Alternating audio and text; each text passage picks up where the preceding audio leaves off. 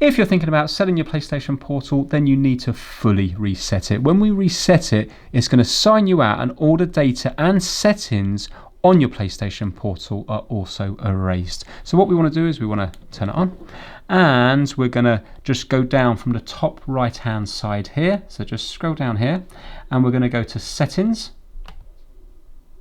and we're going to go to System, and we're going to go to Reset Options. And now it says you'll be signed out and all settings will be deleted, which is what we want because we're going to be selling this on. And now we're going to go to Reset here, and it says reset your device, restarting. So I'm just going to fast forward through this process now. It will take a couple of minutes.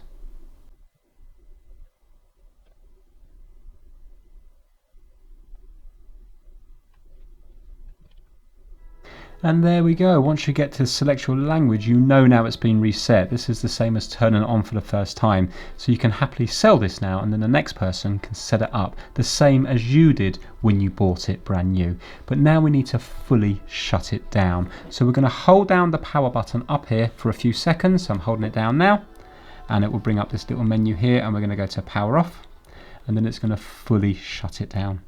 That's it. That is now ready to be sold on. Thanks for watching.